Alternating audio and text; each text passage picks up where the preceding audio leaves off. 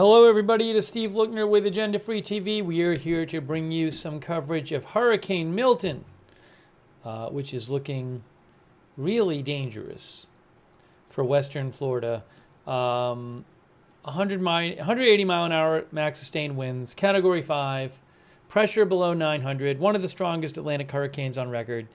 And currently, it is headed for the Tampa St. Pete area there on the west coast of Florida. It'll be affecting a wide part of Florida, wherever it hits. But Tampa is known as one of the most vulnerable areas, metro areas in the U.S., vulnerable to hurricanes. So maybe it can miss to the south or something, but it's going to be bad whatever happens. It's going to be bad for somebody. Deb says, I'm north of Sarasota.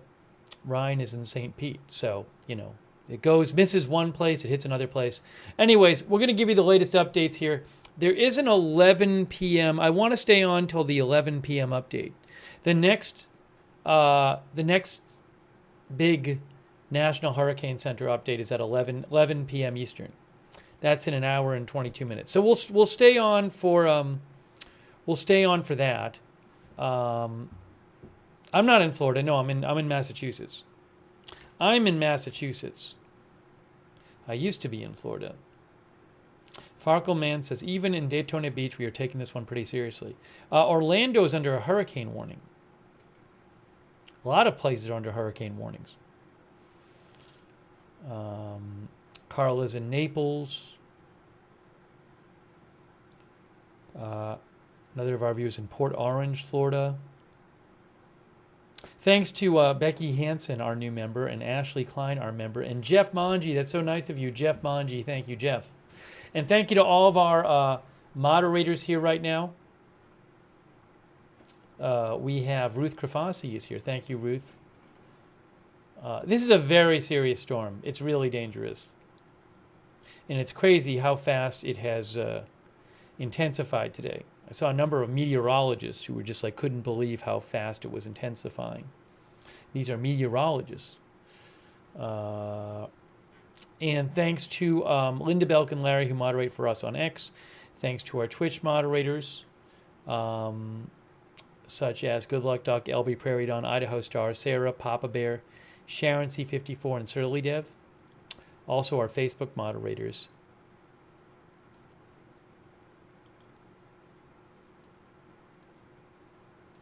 Let me thank them. Thanks to our new member, Sarcastic Ambassador. Thank you for being a member. Raven Lynn is moderating. Thank you, Raven. Christina Neal. Beth Shepard. Thanks to all of our mods. I appreciate it. Karen Wenzel is just outside Orlando. House all buttoned up, she says. Susan Kazmarek says Hudson, Florida, 1 hour north of Tampa. I think a big percentage of our viewers might be in Florida right now. So let's get you an update on the latest statistics. Well, first of all, you know what I want to show you first?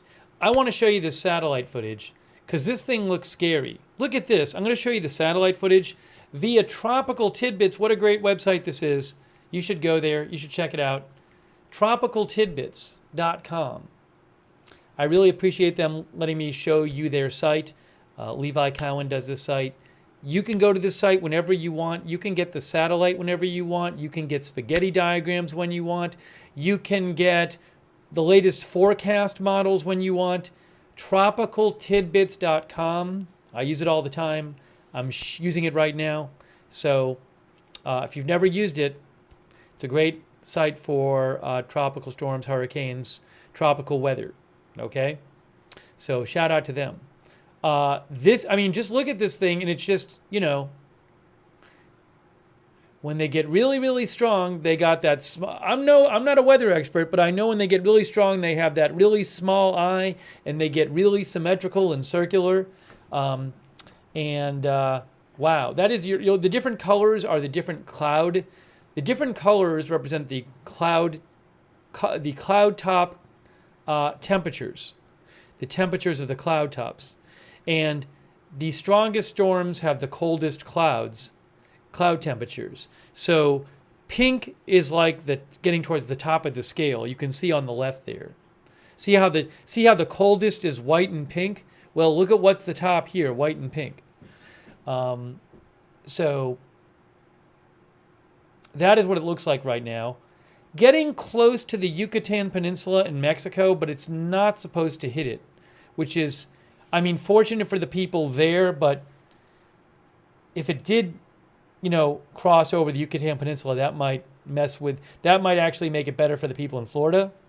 But it looks like it's not, from what I understand, it's not supposed to hit the Yucatan Peninsula.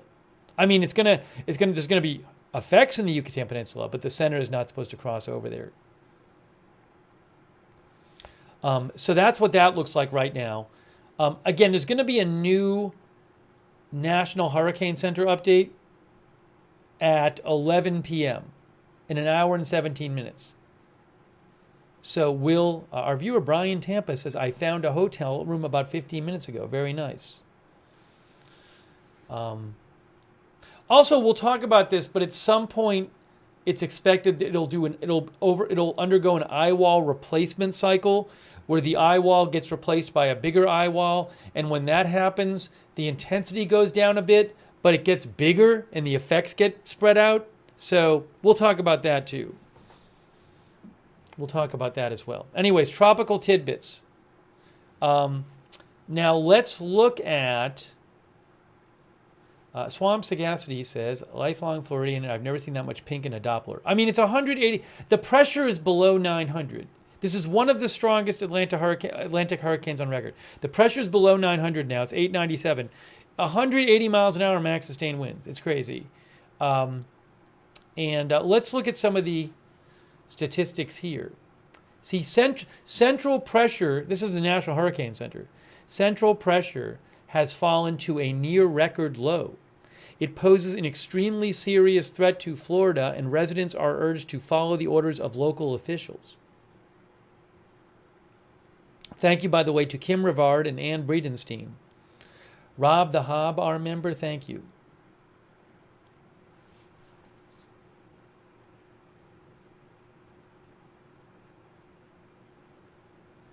Crazy.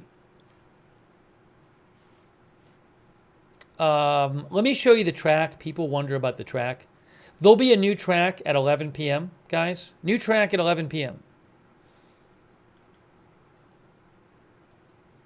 So we can do this. We can do this. We can do this.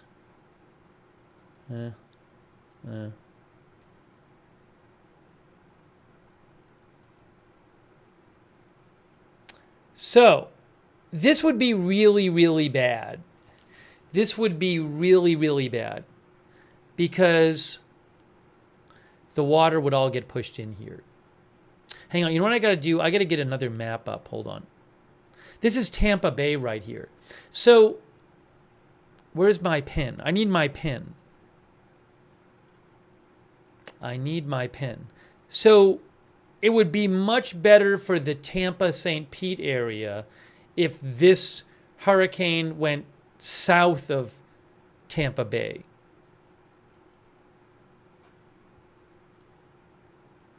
Because remember, hold on. Hang on a moment here. So, you have this, you have the storm. Let's say that's the storm. Let's say that's the storm.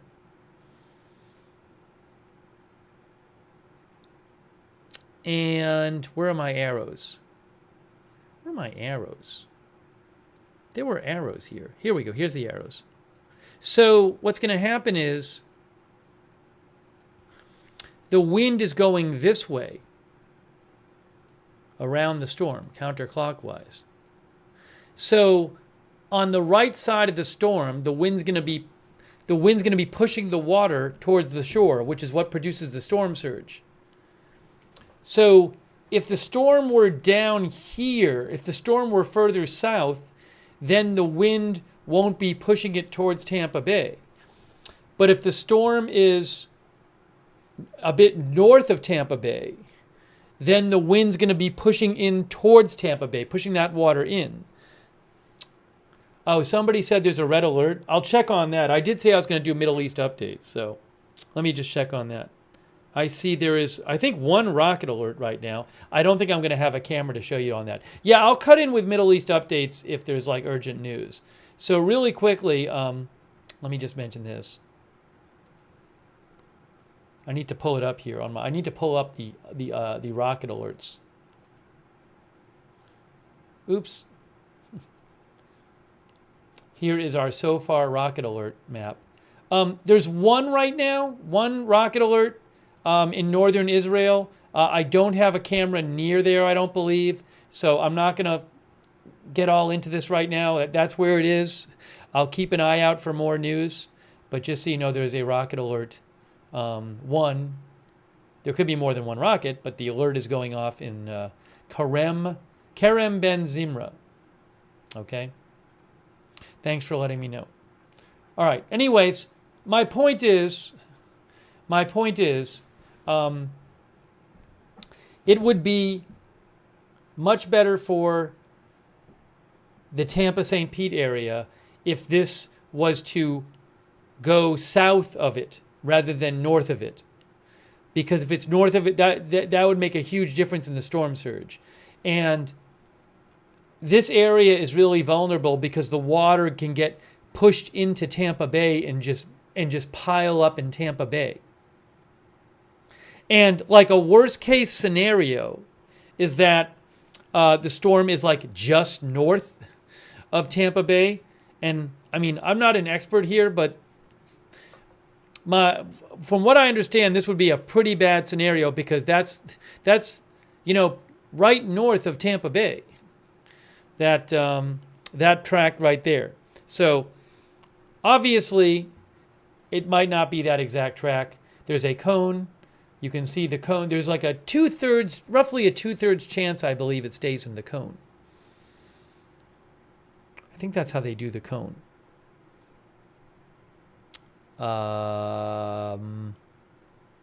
Yes, the size of each circle is set to enclose 67% of the previous 5 years of official forecast errors.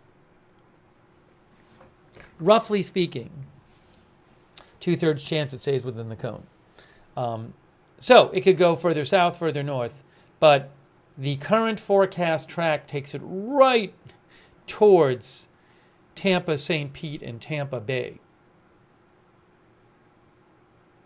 Now we'll see how this updates for the 11 p.m. forecast because they will update the track at 11 p.m. Eastern Time. But this would be really, really bad. Something else to keep in mind too, I got to pull up my map here. Something else to keep in mind too, which is not good. So the last hurricane, Helene, when it made landfall, it was the Big Bend, it was the Bend area, right? On the Panhandle, the Big Bend, if I remember right. So if you look at Florida here, just something to keep in mind. Here's this.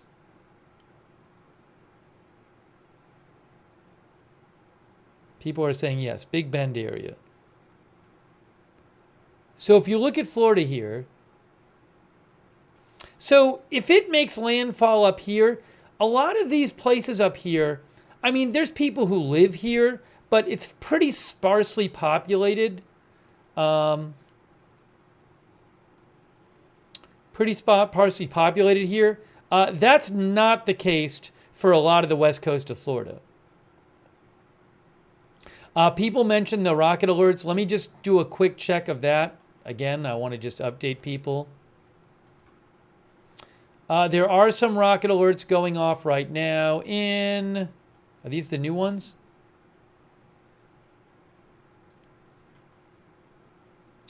This is in... Again, northern Israel near the border. I don't have a camera right there. That's where they're going off.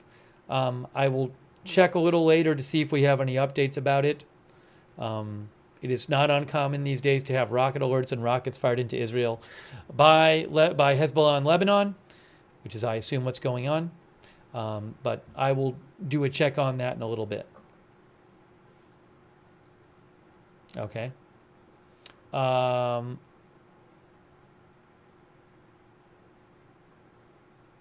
Anyways, to talk about this for a second.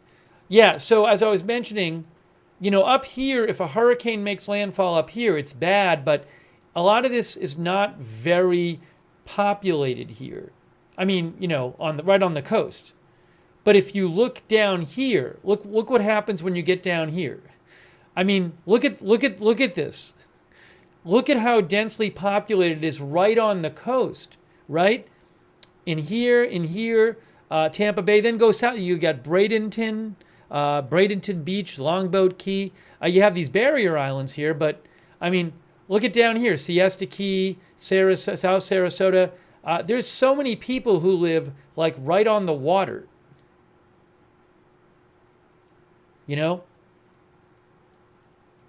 North and south of there. I mean, so it's not like up here where you have this national forest and wildlife area and stuff. But that's where it looks to be heading.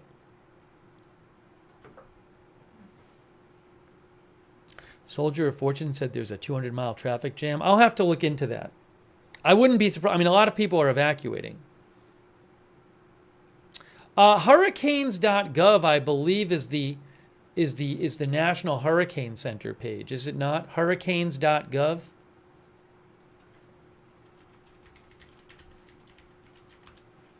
Yeah, hurricanes.gov.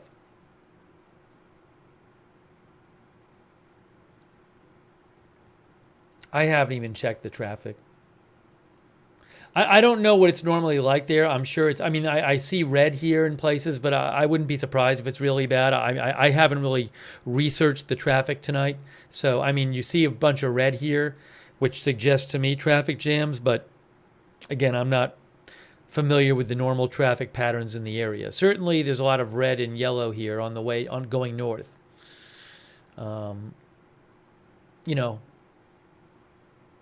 North of Tampa.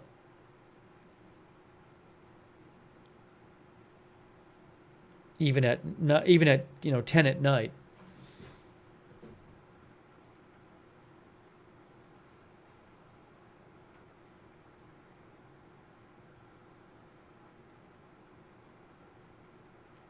Brian says I-75 northbound is very heavy due to evacuations.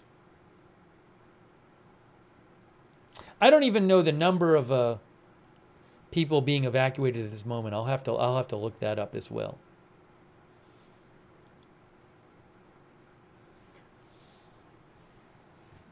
I'm going to show you guys the update.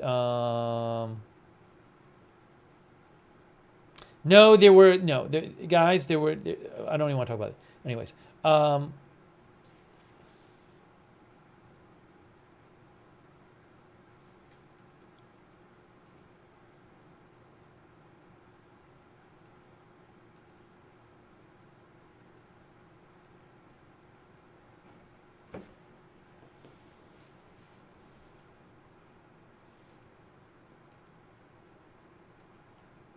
hang on, I got to pull something up here. I have to pull something up here. Let me pull something up. Thank you. Oh, and I have to get that turned off. Okay.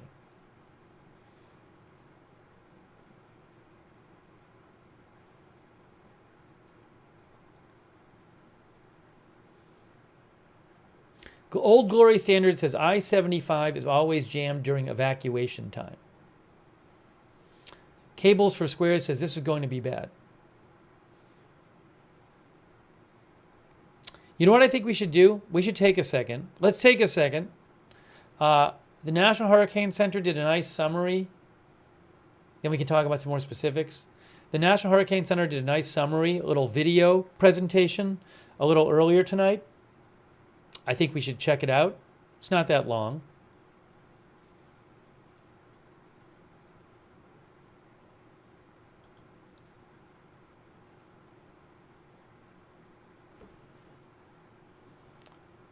Hold on. Hurricane Milton is a Category 5. Florida orders evacuations and scrambles to clear Helene's debris, says AP. Maybe we'll look at that too. But let's take a look at what the National Hurricane Center had to say. They're going to have an update at 11. Their new update at 11, guys. New update.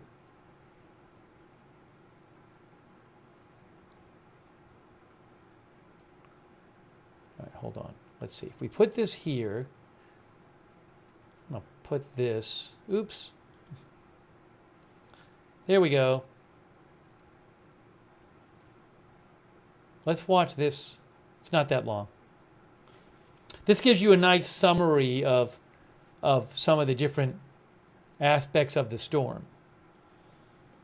So we'll watch this and talk about it. By the way, thanks to Brian7771, who said, Brian says the governor said it's the biggest evacuation since Irma. Thank you, Brian. Thank you, Louis Bilbrout, our new member, Louis Bilbrout. Thank you, Louis. Thank you also, Drewski. NHC has a hurricane starting on the Atlantic side soon as well. I know nothing about it. I'll have to check it out. Thank you, Drewski. Thank you also, McLean. McLean says, people don't realize a majority of oil gas imports come through Tampa Bay. We might have some major shortages if Tampa Bay is significantly damaged. I haven't even heard that. Thank you, McLean33. That's something else I'll have to look into. Thank you, Midas, our new member, and Tiffany Rose, Mark Jennings, who says Wilma had a pressure of 882 in October 05. Thank you, Cheryl Martin, our new member. Aloha Tarantula, thank you from London. Spirit of Mourning, thanks for the gift memberships. Martin Gingrich, who says, oh, hopefully everybody heeds the evacuation warnings and people help get the elderly. Lord, please have mercy, please. Amen. Thank you, Kim Rivard and Ann Breedenstein as well. Let's look at this. Again, there's a new National Hurricane Center update coming up at 11 p.m., which is in an hour. But I want to show you this video they did tonight. Just a little summary of a bunch of different aspects of the storm. Let's check this out, then we'll talk more about it.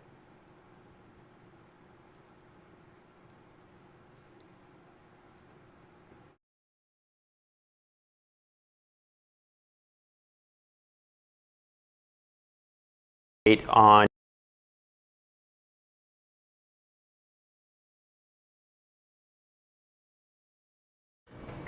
Welcome back, everyone. This is a 5 p.m. update on Hurricane Milton. Now, if you're just tuning in and haven't seen the information that has played out today, let me just bring you up to speed. Milton has undergone a rapid intensification period all day today and is unfortunately now a Category 5 hurricane on the Saffir-Simpson scale. So let's look at the current statistics.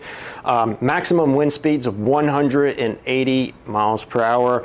Pressure down to 905 millibars, movement to the east at 10. And you know, the question everybody wants to know is where will Milton go and what sort of impacts it will bring. Generally going to continue moving to the east overnight tonight and then gradually turn towards the northeast on Tuesday and approach the Florida Peninsula on Wednesday. Here you can see just offshore the Florida Peninsula, 1 p.m. Wednesday with max winds of 145 miles per hour. It's then going to move somewhere across the Florida Peninsula, potentially staying a hurricane during its entire trek across the Florida Peninsula and emerge out in the western Atlantic.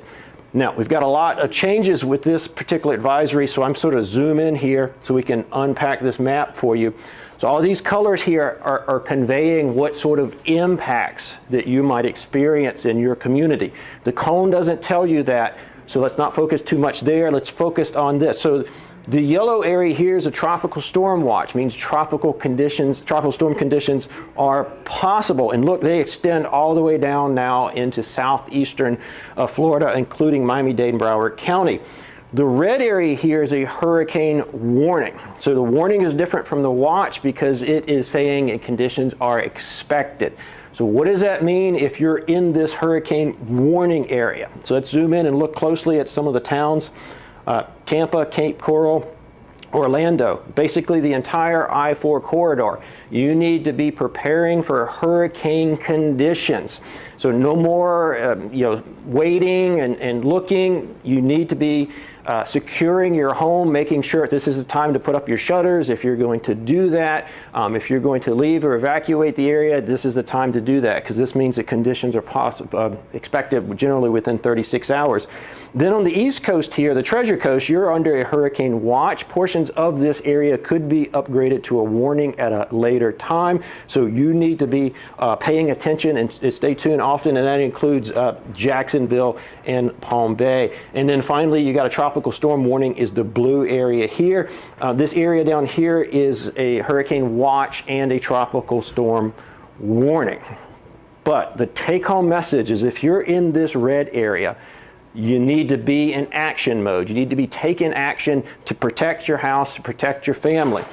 Now, it's not just going to be a wind threat. Let's look at the storm surge threat too. I think most people know now the Florida West Coast is incredibly susceptible to storm surge, and that's why there is a storm surge warning now in effect from basically Flamingo down here in Florida, Everglades National Park, all the way up to just north of Cedar Key. That includes Cape Coral, Tampa Bay, Fort Myers, Sarasota.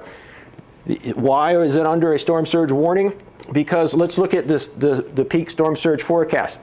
Now, the purple is going to jump off the map here, and it should. Somewhere in this purple area, not everywhere, somewhere in this purple area, we are predicting 10 to 15 feet of storm surge. Put that in perspective, I'm 6 feet tall. That's more than 2 of me high. And if this is realized, that is more surge than was experienced during Helene. So to sort of put that in perspective.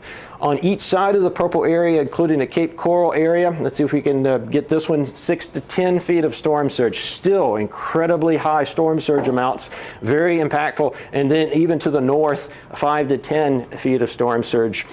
Look how far south the storm surge makes it, all the way down to Chokoloskee area, 4 to 7 feet. Again, I'm 6 feet tall. That could be potentially over my head. And then we've added a new area here on the Florida East Coast or Treasure Coast, potential for 2 to 4 feet of storm surge. But let's talk about this purple area, or this entire colored area on the Florida West Coast, because a number of you are under mandatory evacuation orders, and you're wondering why I'm under a mandatory evacuation order. I'm so far away from the center or so far away from the cone. The evacuation orders are often based off this storm surge forecast. And because we expect Milton to grow in size before it makes landfall, it's going to spread the wind and storm surge impacts well away from the center. So let's not focus so much on where the center may or may not track, because when it comes to what impacts you may feel, that can be incredibly misleading. Now we'll end with one more hazard here, the rainfall. So the rainfall threat, this is the excessive rainfall graphic, which tells you where flooding from rain could occur. So anywhere in this red area, you need to be on high alert for flash flooding potential, even before the hurricane makes landfall, and that includes southeastern portions or metro Miami-Dade portion. So basically, all hazards are in play here. A multi-hazard event, you really have to be thinking about significant widespread power outages for days where the Milton crosses the Florida Peninsula. Significant downed trees, significant power outages, maybe the inability to move around for several days. So I'm going to leave you with this. What do you need? Let's think about, what do you need to be home and stay home without power for several days? What do you need to be safe? What do you need to be comfortable in those conditions? And I want to urge everyone, if you've been ordered to evacuate, those evacuations orders are serious, and you absolutely must follow them. That's it for us. We'll be back with our next video briefing tomorrow at 11:30, but you can get more timely and the latest information at hurricanes.gov. All right, so that was the summary from 5 p.m. from National Hurricane Center. They're going to have a new update, not a video update. They're going to have a new, just an update, a forecast update, and an update about the conditions of the storm, the statistics on the storm, at 11, which is in 53 minutes. So we will be on the air for the new National Hurricane Center update. I should check Tropical Tidbits and see if there's new aircraft information coming out. Let me do that. Quick thank you to No, to Midas, our new member, to Louis Bilbrout. Thank you. And Brian7771. This is a very serious storm. I also have an article about what makes Tampa so susceptible to the Tampa Bay area, so susceptible to hurricanes. So we should talk about this. I'm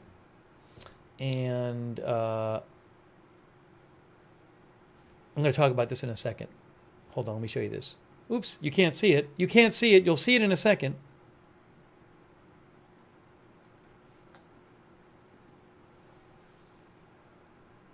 There. What makes why the Tampa Bay area is especially vulnerable as Hurricane Milton nears. Tampa is known as one of the most vulnerable areas to hurricanes. I was reading an article the other day.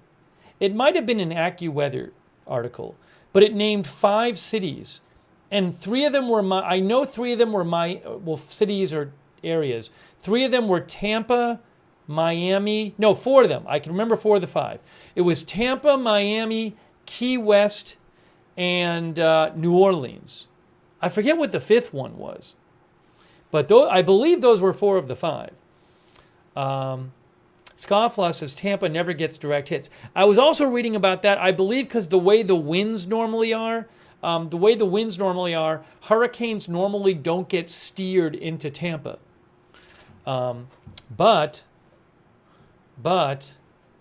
this, I was reading that earlier today, I forget where, but this is, at least as far as the latest hurricane track is from the National Hurricane Center, heading right there. Let's see here. So, by the way, the latest pressure number was 897 at the 8 p.m. update.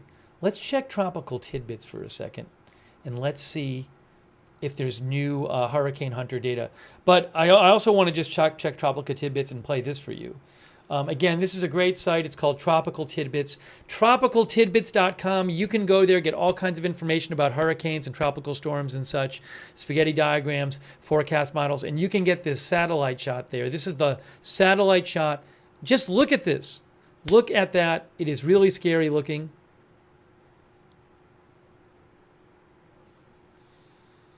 Mountain Life heard it was the first storm ever to move directly east in the Gulf. Is that true? I don't know if that's true.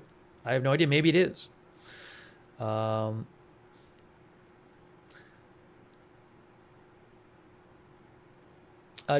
viewer Desjarlais thinks a hurricane's going to change the Tampa area forever.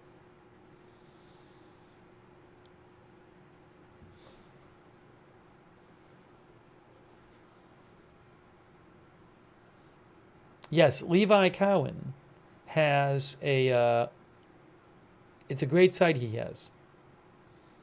47 Aero Sedan says the pink is very bad, very bad. This is the cloud top temperatures. That's what the different colors represent. And the pink is down at the coldest end of the scale. The strongest storms have colder cloud tops. All right, so let me see, what do they have for aircraft recon? You can get aircraft reconnaissance over on Tropical Tidbits. Okay, so I am not a weather expert. I don't pretend to be, but I knew, though, that this is the aircraft recon page. Oh, so I bet Flight Radar 24, I bet we can actually see the plane. I bet we can see the plane on Flight Radar 24 flying around in the storm, or above the storm, in the storm. Here, let's go here. It must be down here. Is that it? I found it. I found it. It is the #1 tracked plane. There it is, Teal 71, a Lockheed Martin WC-130J Weatherbird plane, U.S. Air Force plane. You can see that is the track it's taking. Look at, you can even see the eye. I think we can see the eye right there on Flight Radar 24. That's the storm. So it's flying close to the eye right now, it looks like. It'll kind of go back and forth. But this is the top tracked plane. I bet if we zoom in really tight, we can see it moving. See, you can see it moving. Look, we can see it moving. It's flying at 210 knots. So there it is, north of the Yucatan Peninsula. And if we go here, there you go. Look at the shape. See, you can see it's kind of interesting. See, it's showing you look at the track. Look at the track it's taken, and then look at flight radar. See, it's the same thing. Okay, so currently you can see the observations. So it does say that on the red says the pressure reading it got 9.0 something. Is it possible that the pressure isn't as low anymore? Because I mean, this red line is, well, it hasn't really gone all the way through yet. I'll have to, it might make multiple passes. I have to see what I defer to the experts on how to read this, but I believe you can eventually look at, you can look at this and the red line will tell you what the pressure readings it's getting. See, it says extrapolated sea level pressure. Brooke thinks it went a tiny bit up. I mean, at least on this pass through, the pressure looks like it's about 908 or something. The 8 p.m. pressure was 897.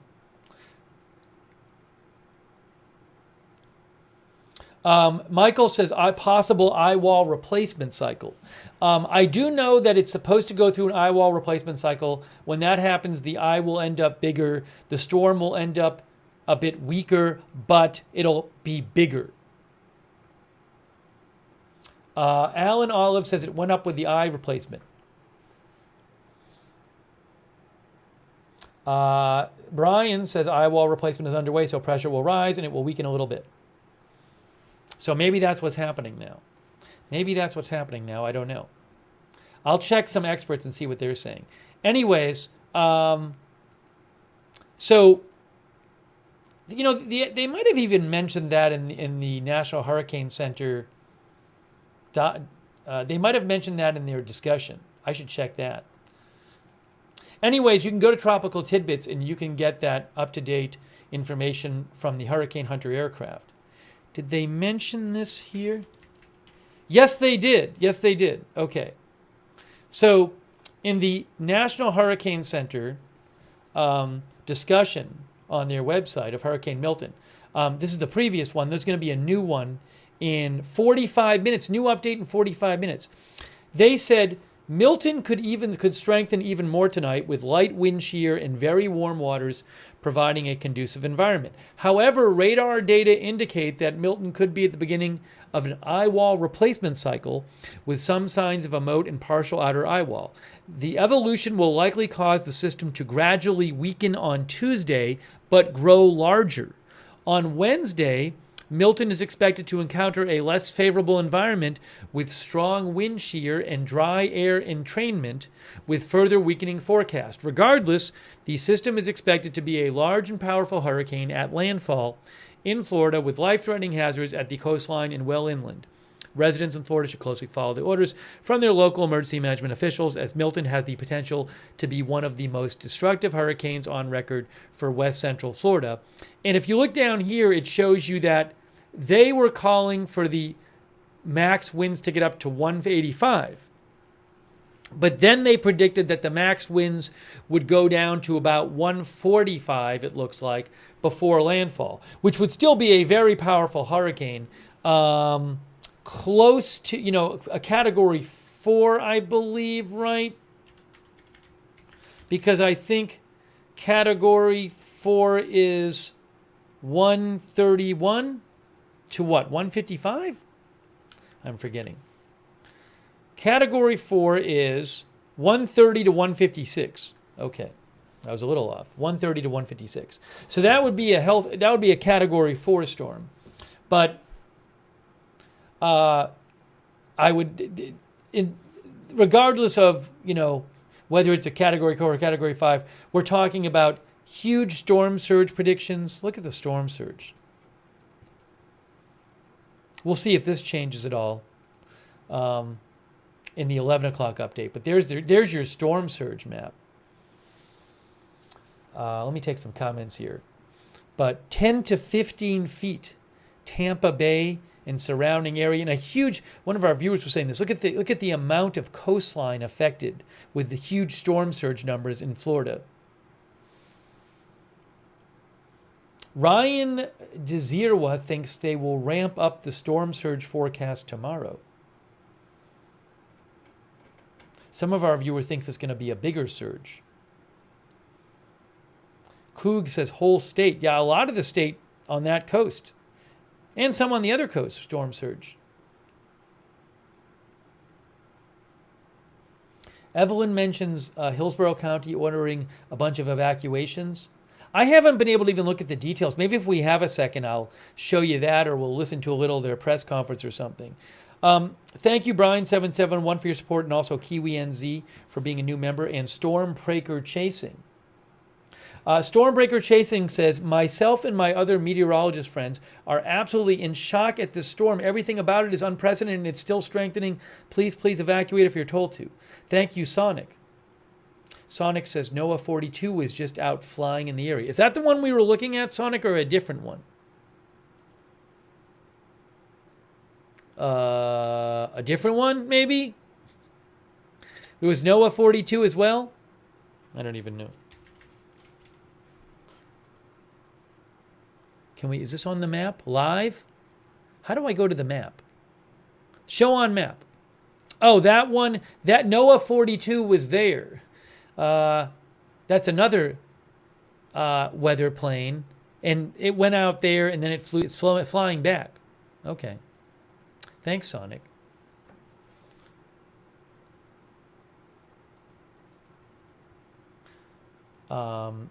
Thanks also to No and Midas. And shout out to our moderators, Ruth Krafasi and Jessica S. and Charm Accents on YouTube. This is really bad. This could be really, really just awful. I mean, I feel like I'm not really doing it justice in my language, but this is it's again, that area is very vulnerable.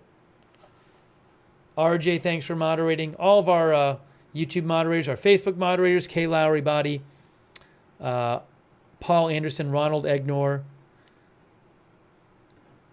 Raven Lynn, thanks to our moderators there, Beth Shepard. Also on Twitch, David Green, Good Luck Duck, LB Prairie Dawn, Idaho Star. I got that fire, Mark and NC, Sarah, Papa Bear, Sharon, Surly Dev, thank you. Also our Linda Belk and Larry on X, thank you so much. We only have 40 minutes and maybe even sooner than that till the big National Hurricane Center 11 p.m. update. So we're going to have that for you live. The big 11 p.m. update. And let me just do a quick check here. And see if there are any experts commenting on the new data.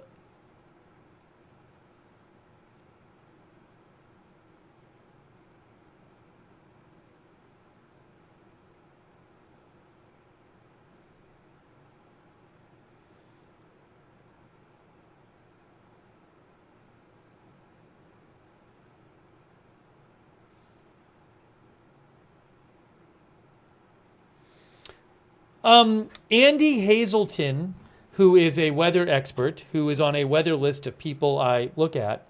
Andy Hazelton, who's a weather expert, he said about a half an hour ago, looks like Milton has leveled off and weakened a little after its earlier peak. Not sure I'd call this a full eye wall replacement cycle just yet, but more of an eye wall merger event. This was actually predicted extremely well by the HAFSB model, which shows re-intensification tomorrow afternoon. And then another weather expert Alan Huffman posted about that post, said, I have had the same thinking of a period of weakening tonight, then re-intensification tomorrow before steadily weakening Wednesday up till landfall. That's interesting. So that's something that a couple weather experts say could happen.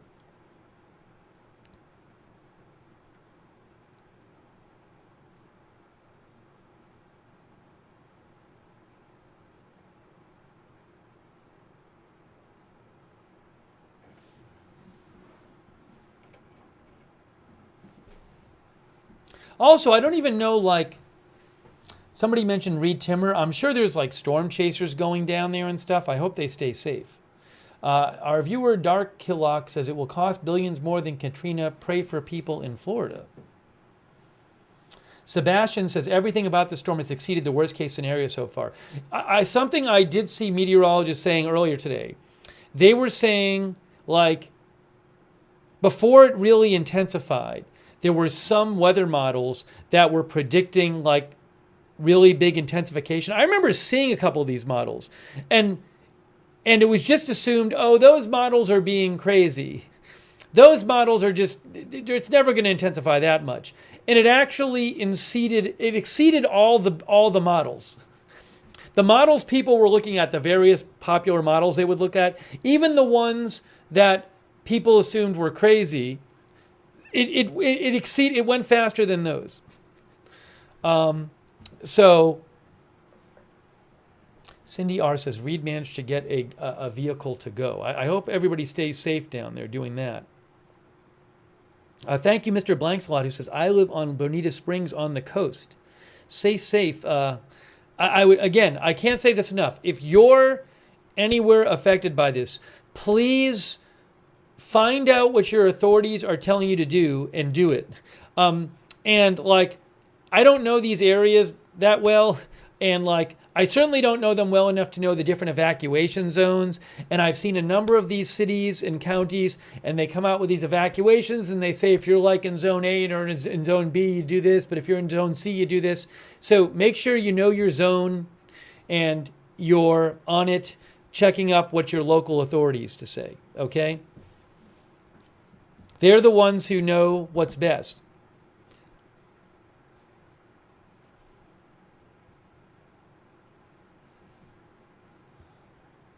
We have 35 minutes. Give me 1 second. 35 minutes until the new update from National Hurricane Center. We will definitely be getting you that live.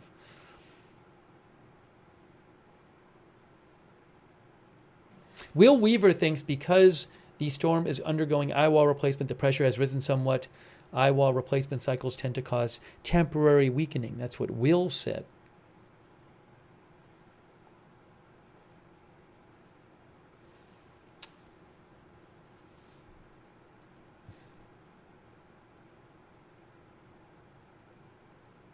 Terry Rush, who is, I guess, in Pinellas County, said, looks like Milton is going to come ashore very close to us, if not on top of us. Please post the shelter notice opens from Representative Luna from Pinellas. So here she is a congressperson from Florida, Anna Paulina Luna. I would just say, again, whatever county you're in, or part of the state you're in, find your local authorities. A lot of them, they're posting information on their social media. And you can find the specifics about your location. Also, you can check the Florida State, Florida Emergency Management. What is the account I follow? There's an account I follow. What is it? Florida Division of Emergency Management on X. You can follow them. There's all kinds of information out there to help you if you're in the area. Stay safe, Terry.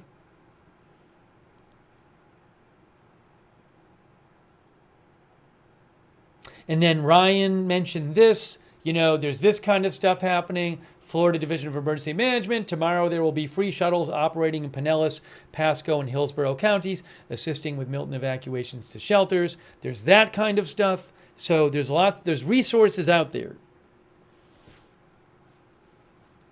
Kender says, I am in Manatee County. Pinellas is Tampa is Hillsborough County? I get confused. Tampa is Hillsborough. Is St. Petersburg in Pinellas County?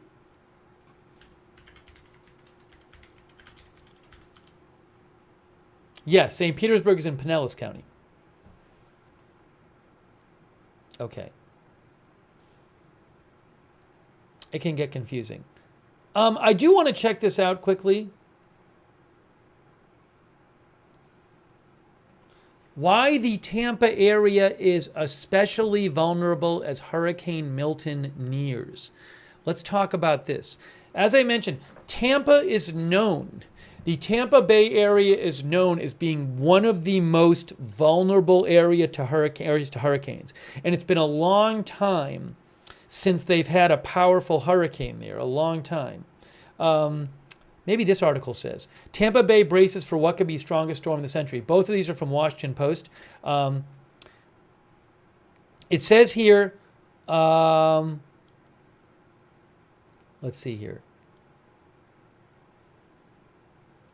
Counties that line the Gulf Coast ordered scores of people to leave in what's expected to be the largest evacuation in the state, at least since Hurricane Irma in 2017. Forecasters warned where Milton will make landfall is uncertain, but there is increasing alarm that the storm will strike the Tampa Bay area, which has not suffered a direct hit from a major hurricane since 1921, over 100 years ago. The region is home to more than 3 million residents and is one of the most vulnerable metropolitan areas in the United States to storm surge. Hurricane Helene came ashore 100 miles north of Tampa Bay in late September, but still brought historic storm surge to the area. Many homes were destroyed and over a dozen people died. Many were elderly residents who did not evacuate. There's an issue with debris. Massive piles of debris from Helene still line streets in some hard communities.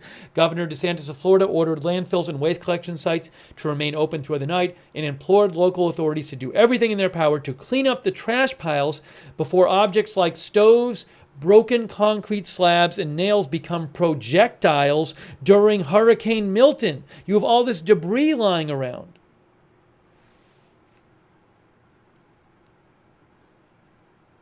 But let me show you this about Tampa area here.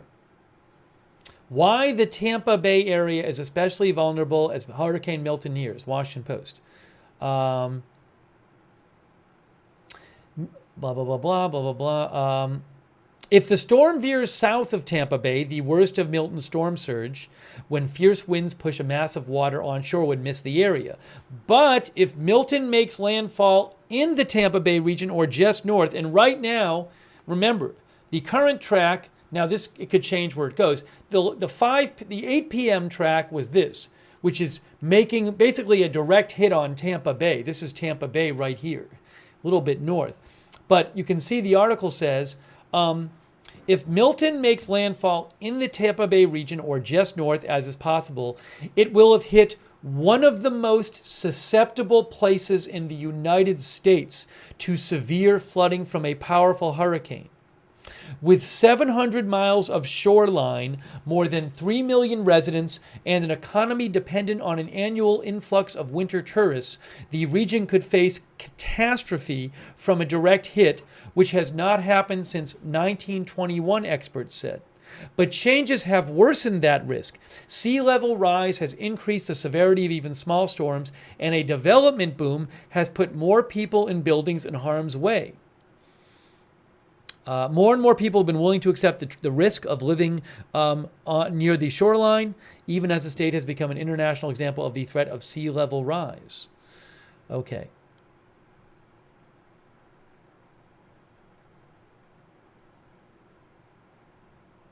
So they talk about all of the growth in these areas near the coast in that region. But it's the build out on the barrier islands that worries Stephen Strader, a hazards geographer and professor at Villanova University. If this storm makes landfall in Florida, it's more than likely going to be a billion-dollar disaster because of the development on the coast, Strader said.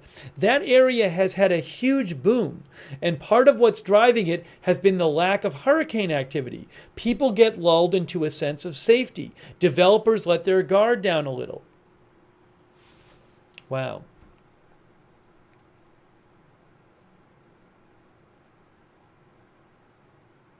Okay, fine.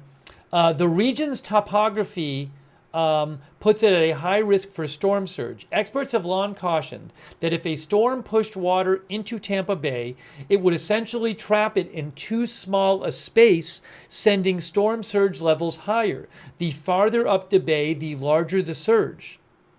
The height of the surge also depends on how shallow the water is near the coastline. In the deep water, hurricanes can whip up the ocean without producing a surge. But as the storm approaches land, water pushed by its winds has nowhere to go but up and inland. Shallower water makes an area more vulnerable, and Tampa Bay and Florida's Gulf Coast are relatively shallow.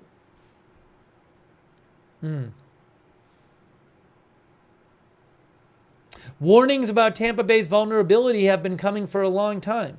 In 2015, a Boston firm that analyzes potential catastrophic damage reported the region would lose $175 billion in a storm the size of Hurricane Katrina. A World Bank study called Tampa Bay one of the 10 most at-risk areas on the globe. Where the storm makes landfall could be the difference between a close call and a cataclysmic event. The hurricane's counterclockwise winds mean that if it strikes south of Tampa Bay, the region will likely avoid serious flooding. But if the storm goes north, it is expected to bring high winds and dangerous storm surge. So again, I mean, just to show you how close a call it could be, the current track, now this is going to get updated in a little bit, is right here. So if it goes a little south of Tampa Bay, the wind will be pushing away on the north side of the storm. The wind will be pushing away from the coast. But if it's north of Tampa Bay up here, the wind's going to be pushing into the coast. So, you know, a small difference in that track could make an enormous difference. Obviously, if it went a bit south, then that's going to be a problem for other communities in the south of Tampa Bay. Our viewer L. Hazel Ross says that's the worst pace to hit. Yeah, this would be very, very bad right there if that's where it hit. Again, you know, it's common to have some variation from the track, but that would be just north of Tampa Bay, which would be horrible. Sandman says if it goes south, Sarasota gets it. I mean, Sarasota is there, but it's very dense on that coast, in that area, even south of there. All of these places. Look at how many people live in these places. You know, so, but even if, again, just look at the storm surge graph. We're talking a big chunk of Florida's west coast with huge surge. Gary thinks it's going to go south of there towards Sarasota. All right, so again, it's 10:35 p.m. Eastern time. By 11 p.m. Eastern time, we will get the new 6-hour update from National Hurricane Center with the new statistics on the storm, the new forecast, the new track, the new everything, new discussion, and we'll talk about that. Now, just be aware, it's possible the storm will be weaker in the next update. It's forecast the storm will weaken a bit before making landfall. As of 5 p.m., the forecast was for it to make landfall as a Category 4. So don't think if you start hearing it's getting weaker, it's like, oh, it's a dud. None of this is going to happen. No, all of that is factored in. This storm surge graph assumes that it's going to weaken to a Cat 4 before landfall. That's already baked into the chart here. All right. So,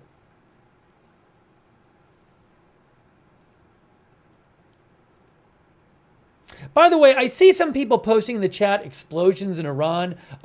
Is this new? Because we dealt with that when we were on the air, and there were all these people online claiming there were explosions in Iran, and there was no reliable sourcing on it, and it didn't turn out to really be anything. So are people just repeating this stuff from several hours ago on social media without not well-sourced stuff? Because, I mean, I'm just, I want to know, obviously. But has there been anything new, or is it just the same stuff? BZ says same old, same old. I mean, I'm checking some different sources right now. I'm not seeing anything about it. I'm checking a bunch of things real quick. Not seeing anything about it. So I assume it's just the same unsourced stuff with very, very flimsily sourced stuff that was floating around on social media hours ago. I'm not seeing anything new at the moment.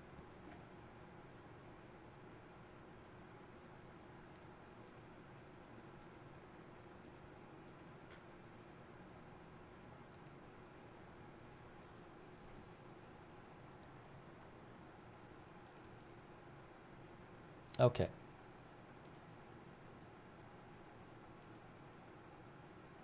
Is Orlando evacuating? I don't even know. I don't even know if they're under evacuation. I haven't even looked.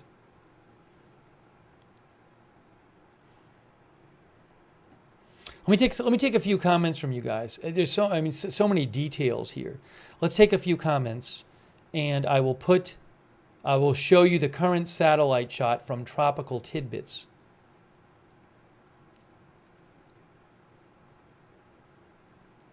So you can see what it looks like. Again, tropicaltidbits.com. You can go there and check it out. Look at this. Wow.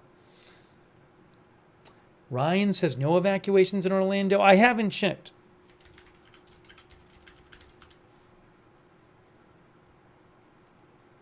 I don't know. Don't trust me on this because I haven't checked.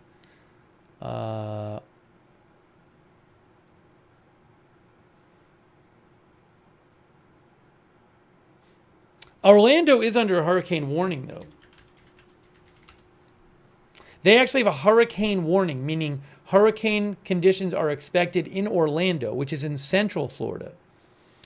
National Weather Service says hurricane warning, potential for wind from 74 to 110 miles an hour. The National Weather Service says for Orlando, plan for life-threatening wind of equivalent Cat 1 or Cat 2 hurricane force. Also, additional 4 to 8 inches of rain.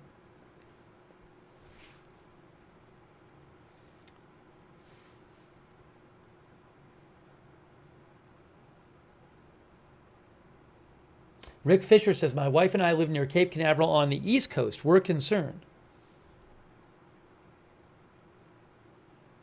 Thank you to Elle for your support. Again, I advise everybody, if your local authorities are telling you to evacuate, please do it. They're not doing it to be difficult. They're doing it for your own good.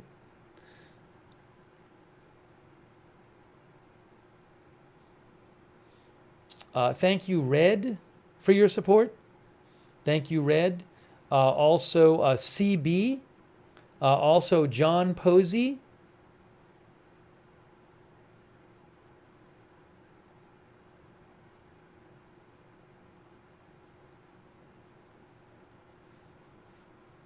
John says his grandparents are refusing to leave and they live in Tampa. Maybe they'll change their mind. Again, anywhere that you're being advised to go by the authorities, you should go. U-Rock says Dry Tortugas will be washout to visit December. Dry Tortugas is west of Key West. What I can tell you about that is that according to this, Dry Tortugas has 2 to 4 feet of storm surge. Now, Dry Tortugas is a national park. It's a very cool place. The actual main island part is this island with this brick, a large brick. It's like a former fort on it, brick fort. So, I mean, if it's 2 to 4 feet, I'm assuming that could even maybe cover the island. But it's not like there's basically the island. It's not like the island's a city with with. I mean, there's offices, some office there, and maybe some people living there. But I mean, it's basically an island, kind of in the middle of nowhere, with like a brick fort on it. So I don't know that even if it's flooded some, it'll make a huge difference to dry Tortugas. I don't know that. I'm just saying, again, it's not like there's lots of hotels there or something. Key West, I can tell you about 1 to 3 feet. That is very, very vulnerable. It is one of the more vulnerable places, Key West, to hurricanes. But it is pretty far from Key West. It's 1 to 3 feet right now. So, again, I don't know enough about dry Tortugas. I've been there, but again, it's not like it's like there's lots of housing and hotels there that get wrecked with the flooding. But I'm not an expert, so I'm not gonna say for sure what the deal is with dry Tortugas. What I will say is it says 2 to 4 feet.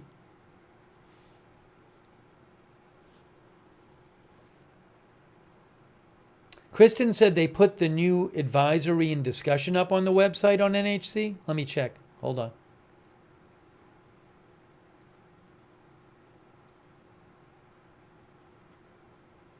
Hey, the person with the naughty screen name, you need to change it. You need to change it or get out or well, you know what I'm saying. Person with the naughty screen name. You got to change it, or we're gonna throw you out of the chat. I mean, come on.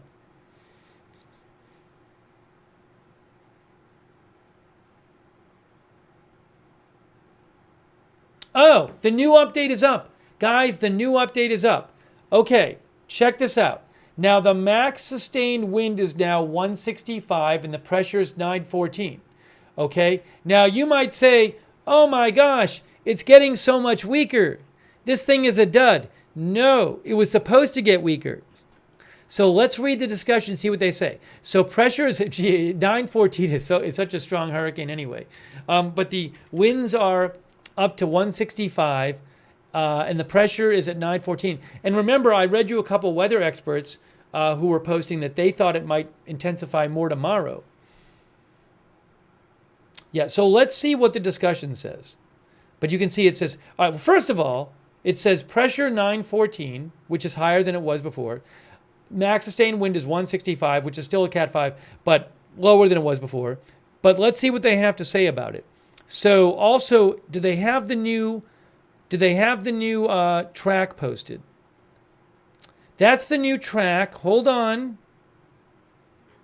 That's the old track. I can't do interactive. So the new track, I can't zoom in on this one yet. That is the new track. Just eyeballing the new track, it does certainly appear that it's taking it right near Tampa Bay. Right? What I'll have to do is in a few minutes they'll post the interactive track and I can zoom in on it. But you can see there that right there it's in that Tampa Bay area. And of course it could end up north or south of there.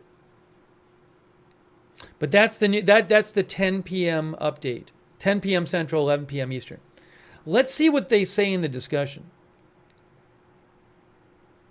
Oh, click on 3-day. It'll zoom a bit. Oh, that's a good idea. Good idea. That's 3-day. Yeah, it's hard. I mean, look, it's basically. I'm not gonna. If you want to know about, we can't tell from this where exactly it's going to be. There's significant uncertainty about whether it goes north or south of there, right? So I'm not going to get wedded to the specific track, but as of right now, the track has it heading for the Tampa Bay St. Pete area, clearly. Tampa St. Pete, Tampa Bay area. And again, that is the new track. That's the 11 p.m. Eastern track. And you can see it also has it making landfall Wednesday overnight, maybe, or Wednesday at like 10, 11 p.m. or something like that. The interactive is now updated. Okay, let's look at the interactive. Peak surge is still 10 to 15. They did not change that. Still 10 to 15 peak surge, 10 to 15 feet. Interactive track. Here. This cone. Let's look at the new track. Let's look at the new track. This is at hurricanes.gov. Okay, we zoom in. All right. It really doesn't look much different than the last one.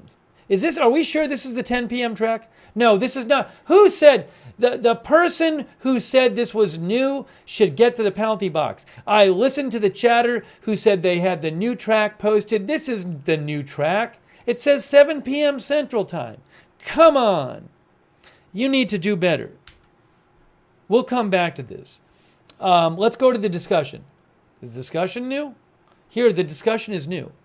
Discussion is new. All right, this is important. Let's read what the discussion says. Let's read what the discussion says, okay? Both Air Force and NOAA Hurricane Hunter aircraft have been investigating Milton. Earlier, the hurricane hunters found that the minimum central pressure in the eye had dropped to an estimated 897. That was at 8 p.m. or before 8 p.m. Based on this, Milton had the 5th lowest central pressure in the Atlantic Basin hurricane record. Subsequent center penetrations by the aircraft indicated somewhat higher central pressures. Also, flight level and drop zone data from the aircraft suggested some decrease in intensity, and the advisory intensity is set to 145 knots, 165 miles an hour. The decrease is likely the result of an eye wall replacement reported by the hurricane hunters, leading to double wind maximum radially from the center. Leading to a double wind maximum radially from the center. Notwithstanding, Milton still remains an extremely dangerous Category 5 hurricane. So they had said there was going to be an eye wall replacement. It's being reported there was an eye wall replacement, which would make the storm a bit weaker but bigger. Okay, so that the weakening of the storm appears to be a result of an eye wall replacement, they say. The initial motion is eastward. Milton should continue to pass close to the northern coast of the Yucatan Peninsula in Mexico tonight and early Tuesday. Then the flow on the eastern side of a mid-tropospheric shortwave trough dropping into the northwestern Gulf of Mexico should cause Milton to move east-northeastward to northeastward at a faster forward speed later on Tuesday and Wednesday. This motion should take the system across the Florida Peninsula on Thursday during the day. Later in the forecast period, Milton, morning and day. This motion should take the system across the Florida Peninsula on Thursday. Later in the forecast period, Milton is expected to move east-northeastward to eastward over the Atlantic waters off the southeast U.S. coast while gradually losing tropical characteristics.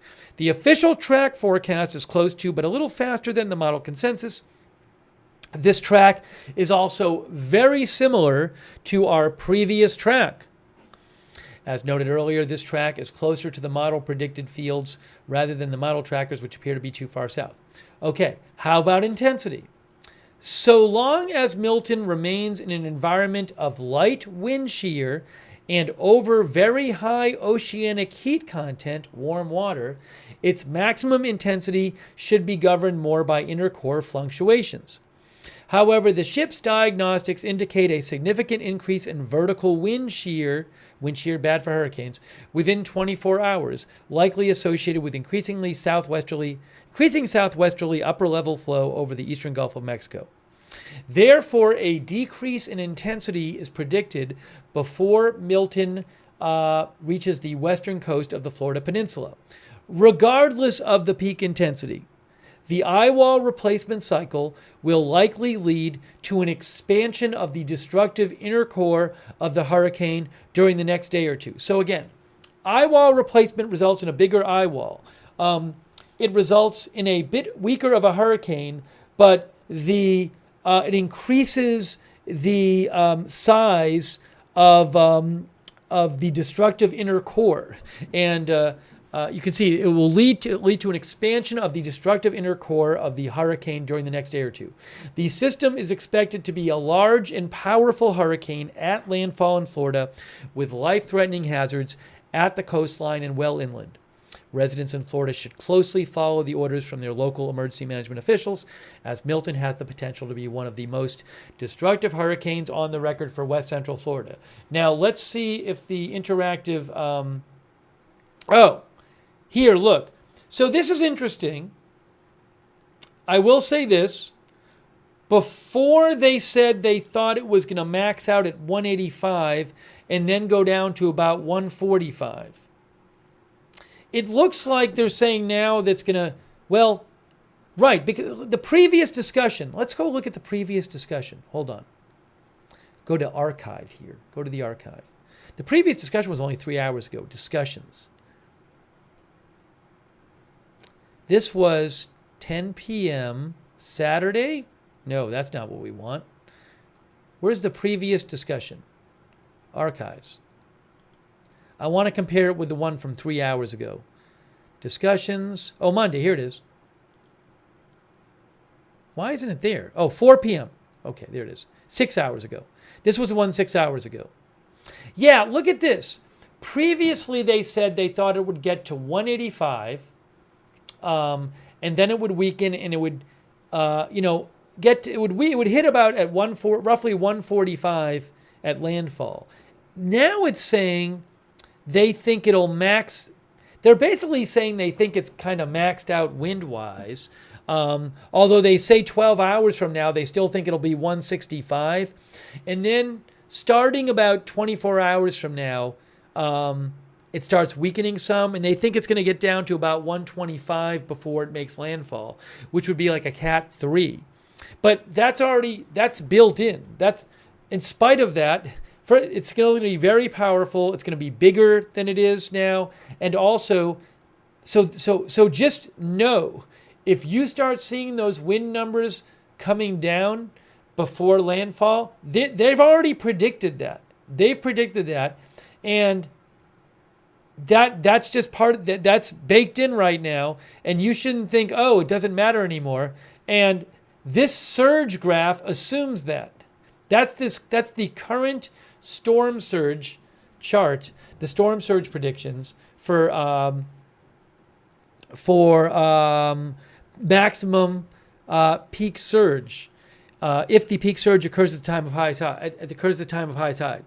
So you shouldn't think, if you're seeing the wind numbers come down before landfall, oh, it's fine. I guess it wasn't that bad of a storm.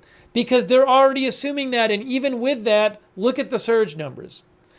They still have 10 to 15 feet in that huge area around Tampa Bay, some south of Tampa Bay, north of it 5 to 10, some south 6 to 10, and so forth.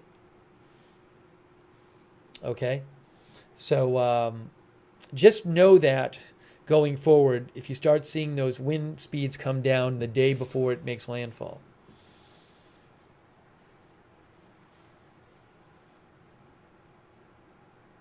And the interactive map, which I bet is, now this has been updated. Now we can see the track. We can zoom into the track. Here is your new forecast track, which is similar to the old one. You know, this forecast track is just slightly south of Tampa Bay. There can be variation either way. I would not get wedded to this exact track. It is maybe it's sort of a direct hit on Tampa Bay, but a little bit south. So it's a little bit south of the previous track, but not by much. So we'll have to see, does this go south? Where does this track go? Obviously, it's better for the Tampa Bay area if it ends up south of Tampa Bay, not north of Tampa Bay or direct hit on Tampa Bay. But we just don't know right now. We just don't know. That's the center.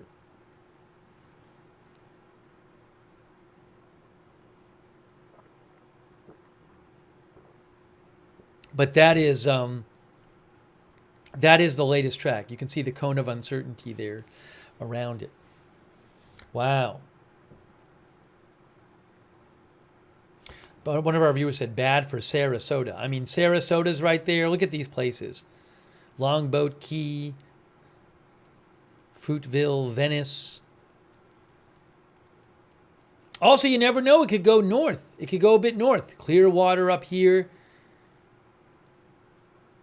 Tarpon Springs. So,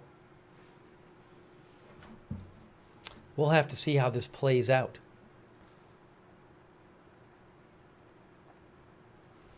But that is the new track. Let me just see if any of the weather experts are commenting on these latest numbers, who I follow. Excuse me.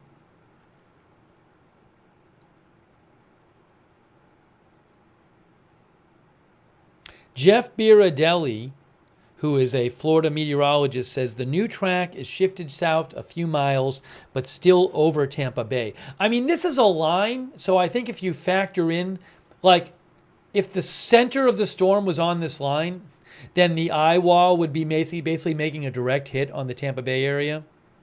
Because, you know, the eye wall is going to be wider than this.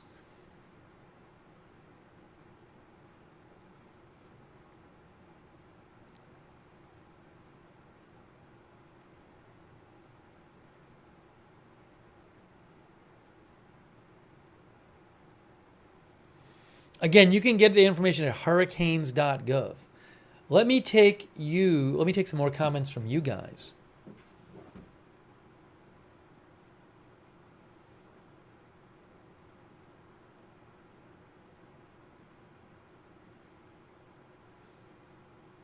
NRD says still not great, this track.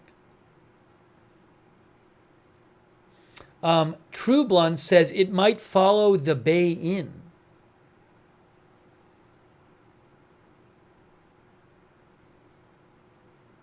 Oh, Roberson says could right over Orlando too. The rainfall could be significant. Let me show you the rainfall map. The rainfall potential, you know, it's not as much as some hurricanes we've seen. It's not supposed to linger. It's not supposed to stall out. So I mean, that's not that it's nothing. This is the dark orange is 8 to 12. This is 6 to 8. Although I believe, yeah, local, you can get rainfall amounts of 5 to 10 inches with localized up to 15 inches are expected across portions of Florida, which is serious rainfall, obviously. This rainfall brings the risk of considerable flash urban and aerial flooding, along with moderate to major river flooding.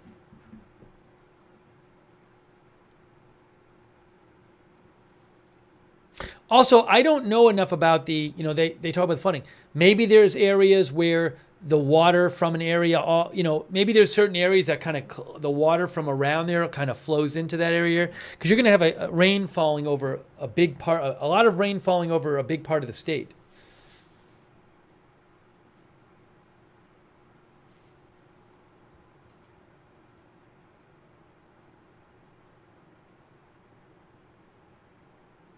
Arrival time of winds. Tropical storm force winds will arrive Florida Tuesday night into Wednesday morning, it says.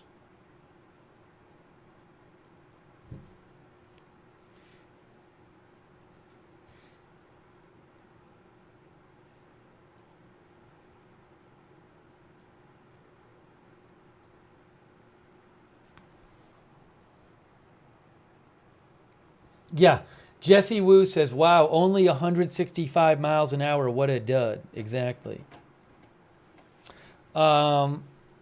Thank you, Joseph Fiorentino, who said 185 mile an hour winds are F3 tornado speed. Crazy. You might need to think my Florida retirement plans. Now, it's not supposed to be 185 now. Although, again, it's 165 right now. But there were a couple weather experts I saw who I read who said that they thought it could actually intensify tomorrow.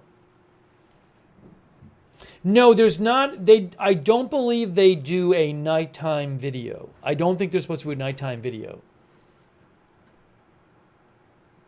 I was thinking of showing a little of what the Tampa mayor, did the Tampa mayor do like a briefing tonight?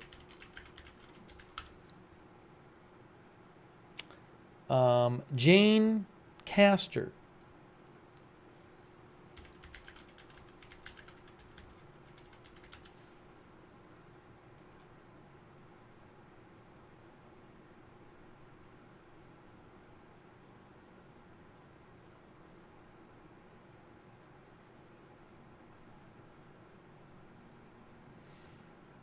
Oh, you're saying a different briefing?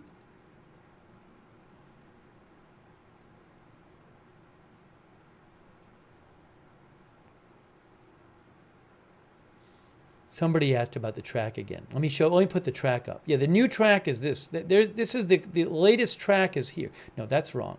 That's the old track. The latest track is here.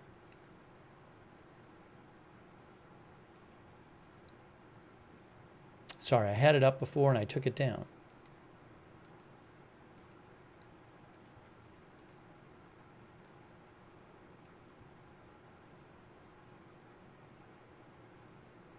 There is your track, forecast track.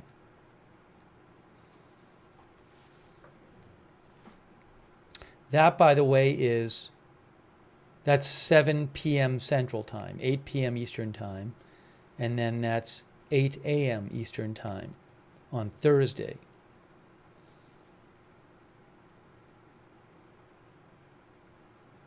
Right? Yes.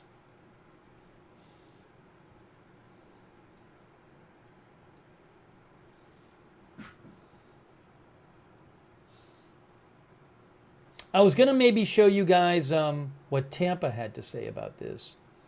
Hang on a second here. Hey, a quick thank you to, thanks so much to Mary Hebert. Thank you, Mary. I really appreciate that. Or Mary A. Bayer, if I'm pronouncing it wrong. Also, Paranormal Theory. Paranormal Theory says, part of my job is to help with relief of hurricanes. Been to ground zero of Michael and Ian. These people need to leave. Thank you, Dodger Blue, as well. And protect your peace. I am my sister's keeper. Thank you for your support. Leonette, thank you for your support, Leonette. I appreciate that. L, thank you. And I9, thank you. Prayer Warrior, thanks for your support.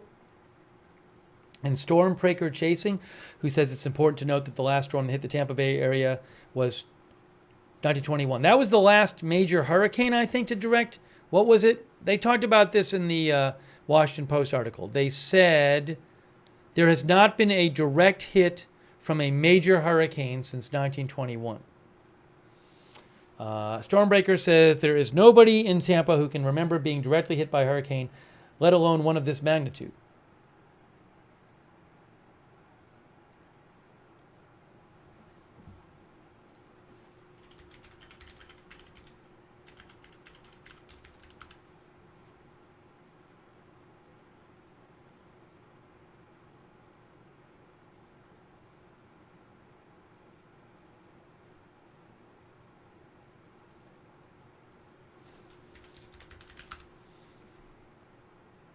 Oh, Tampa's in Pinellas County, right?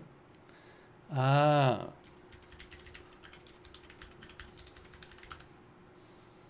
Hang on.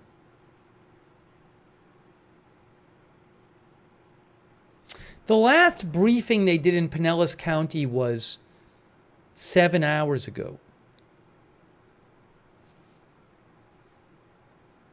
Do we want to bother showing any of the Pinellas County briefing? Or Tampa's in Hillsborough. No, Pinellas is St. Petersburg. Oh, right. You're right. You're right. You're right.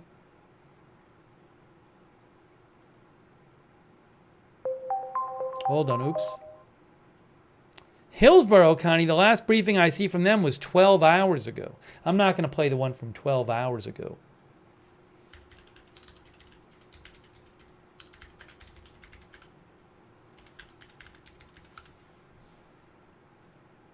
Did they do one more recently? Did City of Tampa do one tonight?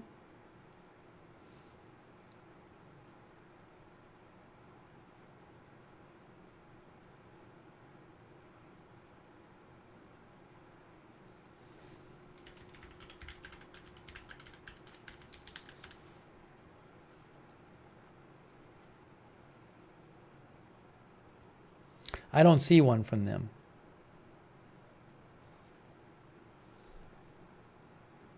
I was just seeing if maybe there was a nighttime briefing that someone did that I could show you, but they seem to be from hours ago.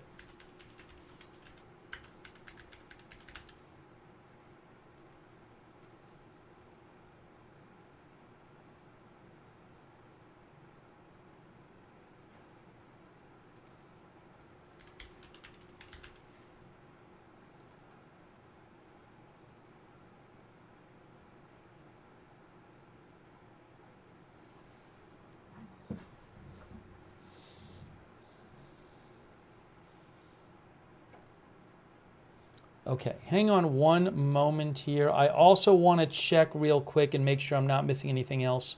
I know some people have sent me stuff. Hang on a moment here. Hey, oh, sorry. I don't want to bother with that.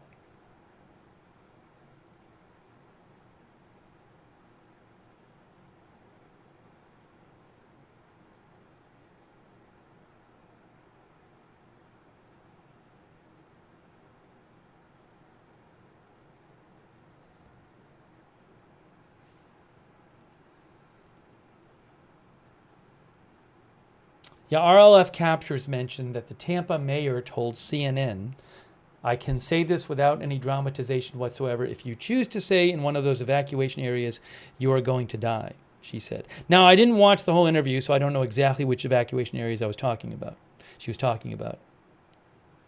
Caitlin Collins posted a clip of it. You can watch her clip on her X account. I am Jonathan says, do you think this will affect the voting? Well, I mean, maybe it'll affect early voting because people might have been early voting now. I'm not sure. I mean, we're still a month away from the election. I mean, obviously, if there's some kind of catastrophic damage, people might, be displaced and stuff. So that might be a difficulty. I'm not sure, So obviously, if there's like a town that's kind of wiped out or whatever, hopefully that won't happen. But if it does, maybe people can't vote in that town. They'd have to go somewhere else to vote or something. So something worth thinking about. Joey thinks it will strengthen again after eye wall replacement. Our viewer Joey said that.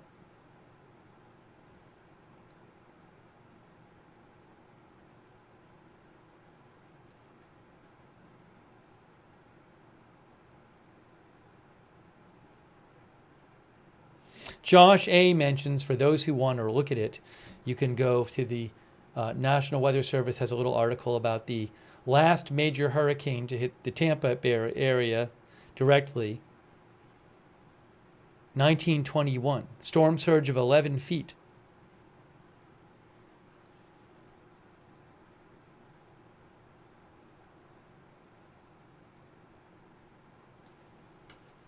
I'll post a link to that. I'm going to post that link right now in the chat. I just posted the link to that article.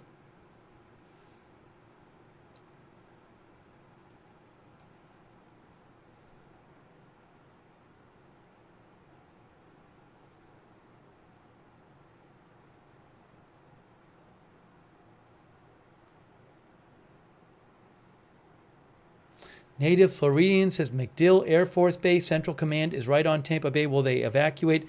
That I do not know. Would they request IDF hold off until any retaliation until the storm passes? I have no idea about that. I have no idea. Can't imagine their comms will be great during a Cat 5. My guess is that anything really important militarily in that area, they would have some sort of backup because they would know that there might be a storm in that area. That would be my assumption, is that there would be some sort of backup area that they could go to. Kerry Takahashi mentions Mike's weather page, which I know a lot of our viewers like. SpaghettiModels.com for people who want to check that out.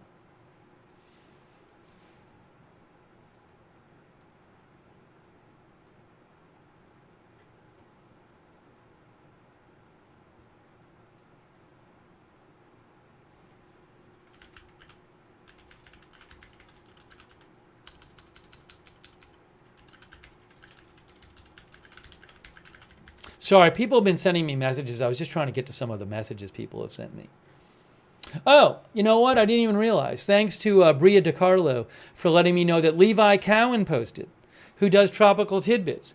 And he said, a few hours later, we are now seeing some significant secondary wind peaks in Hurricane Milton from the aircraft, concurrent with central pressure rises, indicating an eye wall replacement cycle is beginning.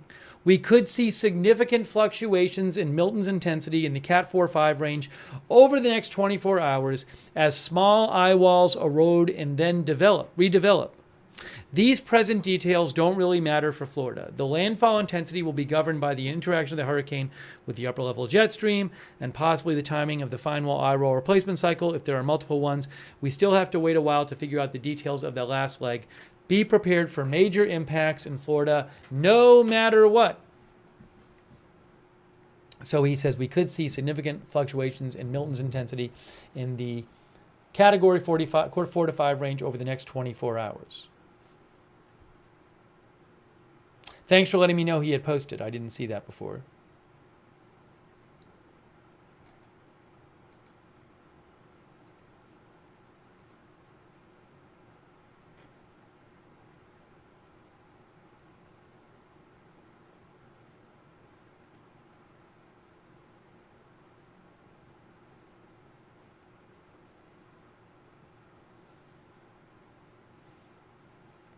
Nicholas Zimmer mentioned Reed Timmer's video. Yeah, look, I am not, and I don't pretend to be a weather expert. There's plenty of weather experts like Levi Cowan and Reed Timmer posting videos, and you can watch their videos as well.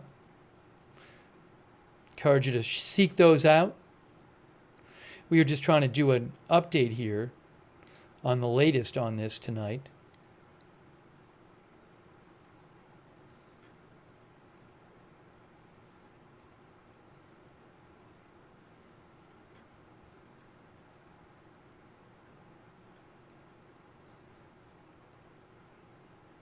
I don't want to go too late because we're going to have to cover more news soon. We've been covering the Middle East stuff. So, Bad Seed said, what about nuclear power plant at Crystal River in Florida? I don't specifically know about that, but again, anything in this area, anything basically in Florida, I would assume, is going to be something that when they built it, they know that there could be a big storm there. So they're going to do whatever they need to do to make it so that it can withstand a big storm. Whether it's they shut it down partially or fully and they take other activities, I don't know. But again, it's not just because there hasn't been a direct hit in Tampa since whenever it was 1921 of a major hurricane doesn't mean they just build sensitive facilities with no regard to what the weather could be. So I'm confident that any kind of sensitive thing like a nuclear power plant would be built with standards to be able to handle this kind of thing. That's my assumption, without knowing. I don't know specifically about that though.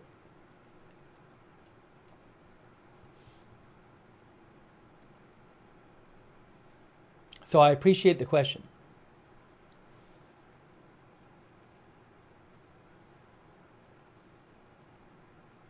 But I can't give you I don't know the specifics about it.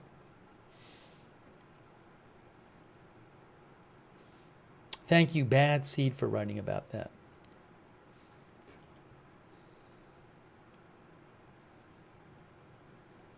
By the way, that is a closed nuclear power plant, according to Wikipedia, in Crystal River, Florida. Closed nuclear power plant on the west side of the state.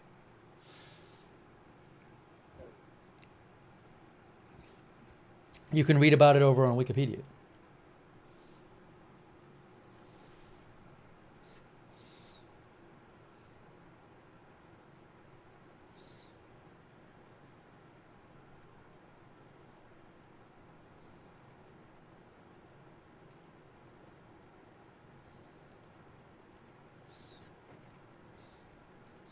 Okay. All right, maybe I'll take a few more comments here, but look, I don't want to go too late because we have Middle East news to cover more. We have this to cover. There's so much going on.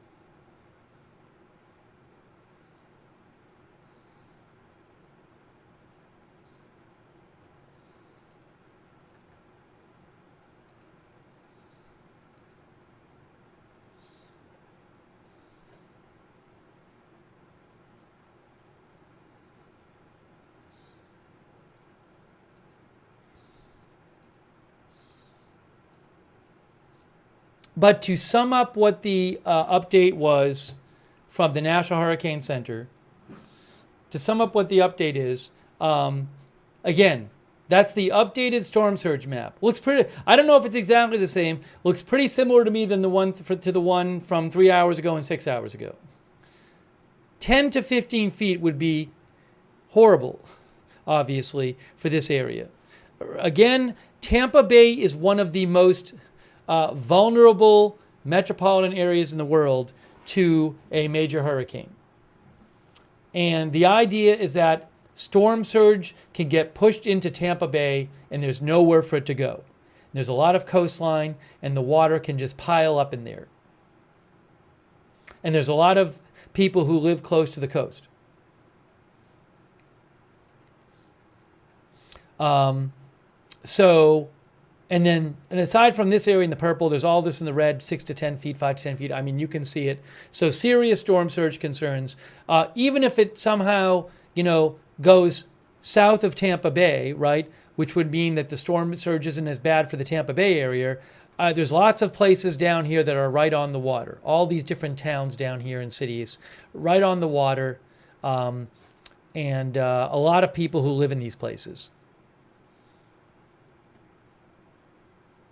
Fort Myers Beach was basically wiped out. Wasn't it like a year or two where Fort Myers Beach got severely damaged by a hurricane? I forget which one that was, but I remember we talked about it. Was it last year? I don't even remember.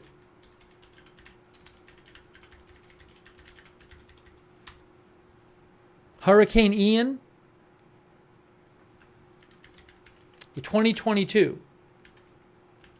The cities of Fort Myers, Cape Coral, and Naples were particularly hard hit, says Wikipedia. Sanibel Island, Fort Myers Beach, and Pine Island bore the brunt of Ian's powerful winds, which leveled thousands of standing structures in the region and collapsed the Sanibel Causeway and the Pine Island Causeway. Yeah. Sanibel Island, where? I forgot where it is. There's Fort Myers Beach right there. Anyways, that was 2 years ago.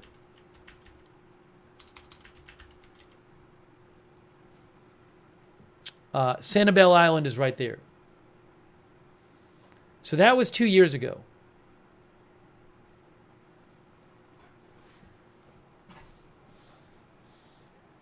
Okay, so I think, you know what? I think we should maybe call it. I could keep covering this. I could keep covering it, but there's going to be more news to cover. So why don't we, I know there's more to say about this, but I think that might be the smart thing to do. So we gave you the update. Again, it's 165 miles an hour max sustained winds right now. It's supposed to fluctuate some. It's supposed to end up going down a bit in the final day before it makes landfall. Currently, National Hurricane Center says it's going to make landfall as a Category 3, but you shouldn't even, don't think that makes this not serious at all. Even with that, that's very serious hurricane. The storm surge takes that into account, and the current track takes it right near Tampa Bay area. Really big question is whether it ends up, can it go, will it end up south of Tampa Bay far enough so that would mitigate the effects because the water would not be being pushed in as much to the Tampa Bay area or not. We don't know. That's going to make a big difference either way. But either way, this looks like a really serious, damaging storm for Western Florida. Locomotion says we are evacuating Tampa right now.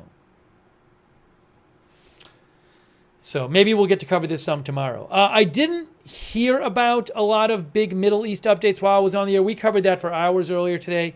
I've been doing some news checks, and I haven't really seen much. So I really didn't. We cut in with a couple of rocket alerts. But again, I didn't see a lot of big updates when I was on the air, and people didn't really mention it. So I don't think we missed anything big there. But obviously, there's a lot more to say about this. Okay. Anyways, we're going to start wrapping this up, though.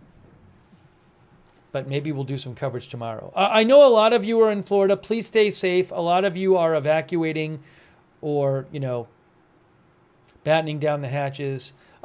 Again, please go to and look at your county site and your city site and do what they tell you. There's all these different maps, I'm not an expert on these things. Like the Tampa evacuation map, find your evacuation zone. Tampa. Look, it's I don't know about this stuff. Evacuation zone, A, B, C, D, E, and they order certain evacuations. So, there's a whole Tampa evacuation zone map. Hillsborough County has issued a mandatory evacuation zone order for evacuations A and B, for zones A and B in all mobile homes. So A and B is, I don't even know. It's was it red and something else? Red and orange. Red and orange. Red and orange is mandatory evacuation in Hillsborough County. So.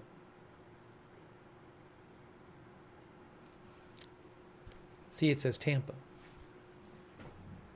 Anyways, so make sure you look at your local, what your local authorities are saying.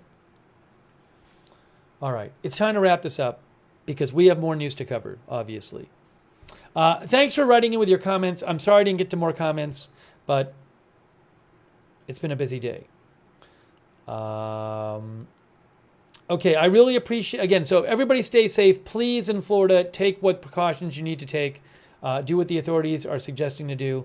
And don't get in a situation where you didn't and then you're in a really, really bad situation. I mean, a very, very dangerous storm.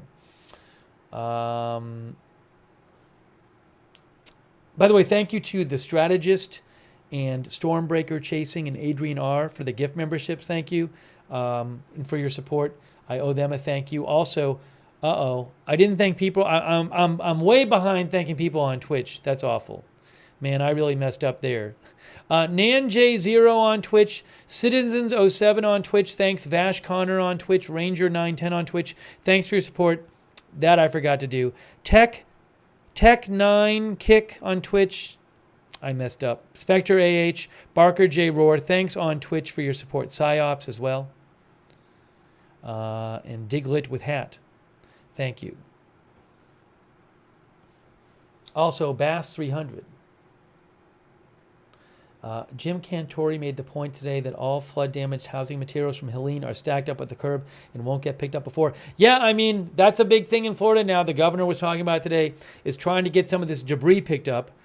As one of the articles said, rather than it turning into weapons to get flown, potential weapons that get thrown around by the winds. There's all this debris out on curbs and stuff from the previous storm.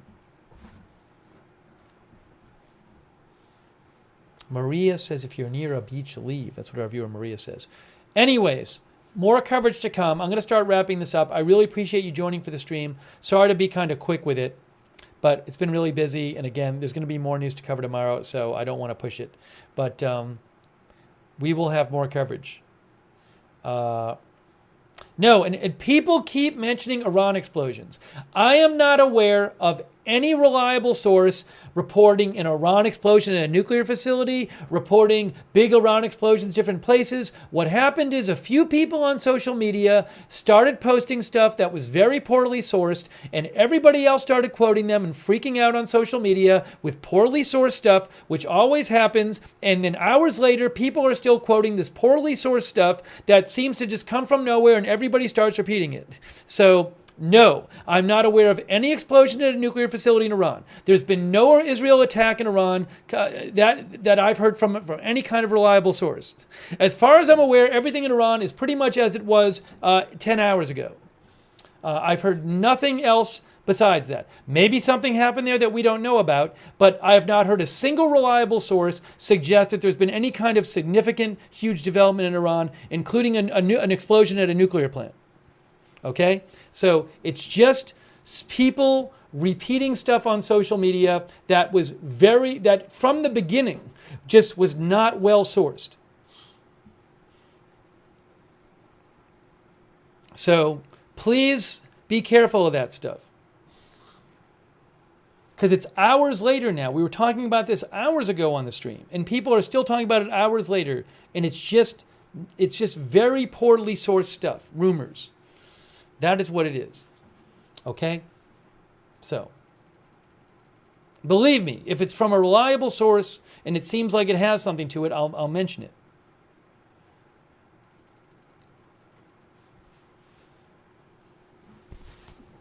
And I will report on it. Okay.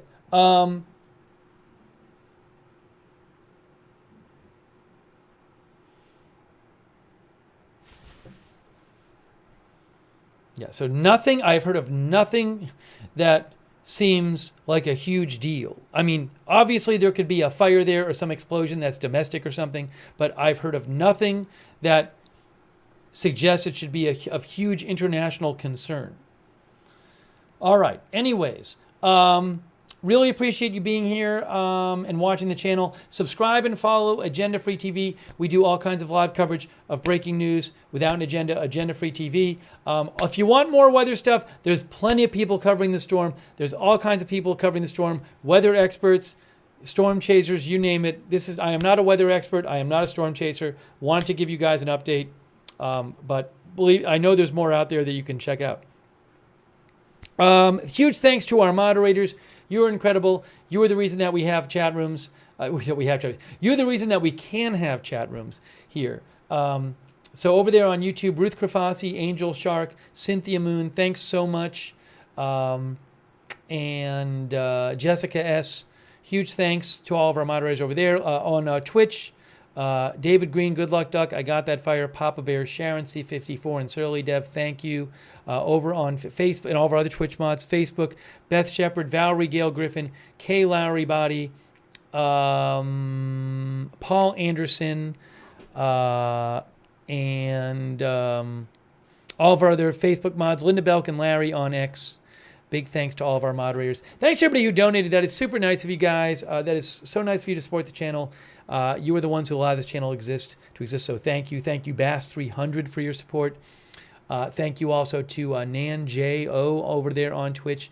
Thanks, everybody. Very nice of you. If you ever want to donate to the channel, agendafree.tv, agendafree.tv. But again, thanks for letting this channel exist and supporting the channel. I really do appreciate it. Thank you so much. I will post on updates. Oh, and I owe a thank you, by the way, to Ari Newgeboren. Ari Newgeboren. I really appreciate that, Ari. That's very, very generous of you. Thanks so much for your support, Ari, and your nice note, Newgeboren. Thank you, Ari. Very nice of you. Also, thanks so much to Iris Malado. Hey, thanks, Iris. That's really nice of you. Thanks so much. Really appreciate that. Thanks for your support. Krista Baresi mentioned that Hillsborough County Public Schools were closed Monday, Tuesday, Wednesday. She sent me a notice from, I guess, Hillsborough County Public Schools. Looks legit.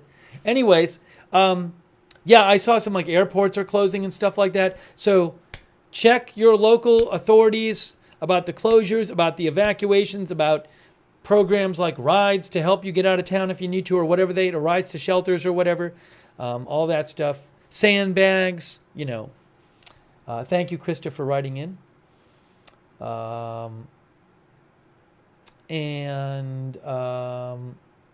Oh, also, Krista mentioned that people are listening to the scanners about evacuations or something. She said maybe I'll have to check that out later. Thanks for the tip on that. I'll have to check that out. All right. I will post on my X account with updates when I'm not on the air, at Lookner on X. You can follow me there for breaking news updates. As I mentioned, tropical tidbits. If you want to see the satellite shot, if you want to see spaghetti diagrams, if you want to check out the new weather model runs, tropical tidbits, awesome site. Tropical tidbits. It's right there. I really appreciate them letting me show you their site. Levi Cowan, Dr. Levi Cowan operates the site. So Go to tropicaltidbits.com. You can get the aircraft recon data there. I might be crazy. Doesn't the eye look a little bigger? I mean, I guess it underwent eye wall replacement cycle. Doesn't the eye look a little bigger now? I don't know. I'm not a specialist. Go to Tropical Tidbits, check it out. Turn on notifications so you know when we're going live. We have a free notification system. It works awesome. It's free. You sign up once, you get a notification every time we go live. We do it through Discord. The mods will post the notifications link in the chat. You can sign up. It's also in the video description for this broadcast on Facebook and YouTube. You can find it there. At the same link, you can also check out, we have a free chat where you can chat with other viewers on Discord when we're not live. So check out the free chat at the same link as the notifications. Big thanks to our Discord mods, by the way. Oh, thank you so much, by the way. So generous of you. Krista Baresi. For the gift membership. She just gave a bunch of people memberships in the chat. Wow. That's really nice of you, Krista. Make sure you thank Krista if she gave you a gift membership, or anybody else if they gave you a gift membership or a gift subscription. Also, a reminder for people watching on YouTube. If you watch on YouTube and you subscribe, well, if you wanted the notifications on, which I'd recommend, you got to do something. The way they do it is you got to turn notifications on YouTube. So you subscribe, and then you click this bell here, the notifications bell, and you choose all notifications. So if you subscribe on YouTube, make sure you have the notifications turned on. Thank you so much to our subscribers on Twitch who support the channel by subscribing over there, like I Got That Fire, Shaggy, Wall Street, Bogan, Annie Kush, Matej Lipton, who else we got? New Dragons, I Got That Fire, Stunned in the North, Notorious Rob, What Plants Crave, Moist Tea, Vash Connor, C6MFG, Sidewalk Connoisseur. Thank you for subscribing. Did I say Annie Kush? All of our subscribers over there, thank you. And our Facebook subscribers like Eve Richards, Valerie, Gail Griffin, who is also moderating. Hopefully I got you before when I named the moderators. Beth Shepard, who's one of our moderators. Kay, one of our moderators, thanks for subscribing. Lou Green, Diane Allworth. Thanks Paul Anderson for moderating, too. And all of our other Facebook subscribers, thank you. And our YouTube members like Blissful Essence, Krista Baresi, Up9, Evelyn in Maine, Marty Hagwood,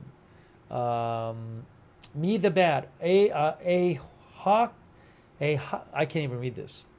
Watuki AZ Doctor, Linda Forsyth, thank you for being a member. Joe Hart,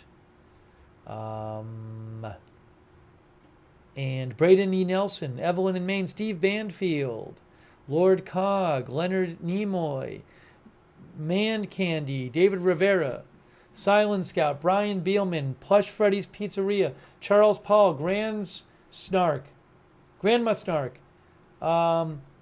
Lee Bilbrout, Louis Bilbrout, I'm sorry, Sinon, Nira. Hey, thank you, Grouchy AF Marine, for your support as well. It's really nice of you. Thank you, Grouchy AF Marine. Also, Laura Langdale, our new member, thank you. And Nikos Kostianis, our member, thank you. Also, Storm Thrower, our member. Peasy Wheats, Deshib, Gator Fitz, Jesse James, Cubes for Squares, John Flick, That Guy from That Thing, Macro Geek, JB, Amanda Dibbig, Prayer Warrior, all of our other members over there as well, and all of our other viewers over there on our different platforms. Anon Because, AG, Crazy Eye, Incognito, Sarah Smile, Valerie Maglio, Echetti, all of our different viewers. Thank you for watching. All right, I got to wrap this up. Thank you also, McGurks, for watching on Twitch, and all of our other Twitch viewers too. All right, guys, wrapping it up, and thank you for Zeldaron for being a member. So, sorry we didn't. Normally I would cover this storm more, but we've had the Middle East stuff, and I'm sure going to be covering that again too. So, going to try to get some rest right now. But what is this here?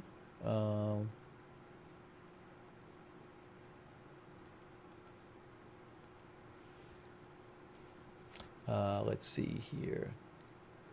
Okay, wrapping it up.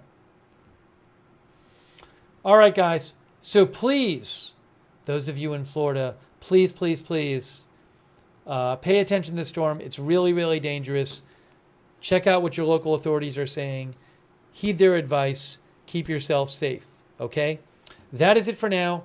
Thank you so much for watching our live Hurricane Milton update, and we will see you soon with more live breaking news coverage right here at Agenda Free TV.